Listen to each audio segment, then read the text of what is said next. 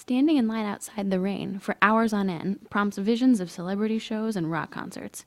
But once a year, another event provokes the same enthusiasm: Black Friday shopping. It's not seeing the way crowd is. I don't think so it's going to be that crazy over here. But like people start coming now since store open 4 o'clock. So let's see what happens. But hopefully everything goes smoothly and nobody rush everything or something. Well, last year we had about 400 people in the initial rush. So this year looks like it's going to be even bigger from what I'm hearing out there. And this year, Stamford business owners were pleased with the results, says Jack Condlin, president of the Stamford Chamber of Commerce. Good activity at the retail level is what I'm hearing from a lot of our retail members. This past Thanksgiving weekend, they said they experienced something that they haven't experienced in a couple of years. The hesitation to spend in the past may have been due to the recession, and while Condlin says we're not out of the water yet, this year's shopping is a good sign. I'd like to say that a year from now, things will be back to normal, but I'm not anticipating that.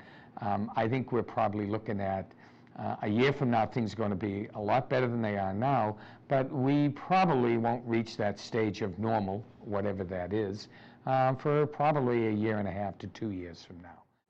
And businesses, Condlin says, can do more for the economy by hiring and expanding, thanks to the recent extension of the federal tax cuts.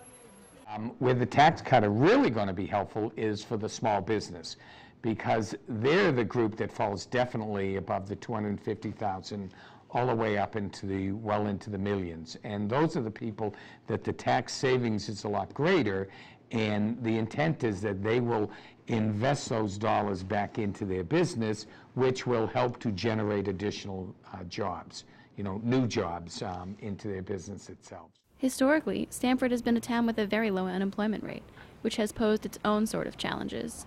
If you're ready to hire someone, now is an excellent time to be doing it, because Stamford historically has had such a low unemployment rate.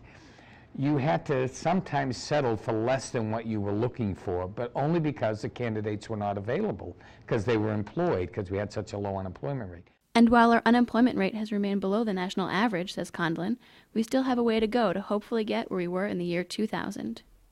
We have historically, through this whole depression, been at least 2 points, if not 3 points lower than the national average, and we've always been at least 1 point lower than the state of Connecticut, sometimes 2.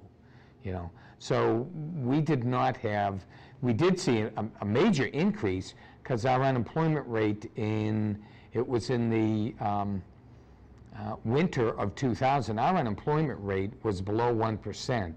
That was the lowest unemployment rate ever recorded in the history of the United States keeping statistics on unemployment. We may not have come out of the recession as quickly as we would have liked, explains Condlin, but we are on our way, and so far, these holiday commerce numbers are a positive indicator.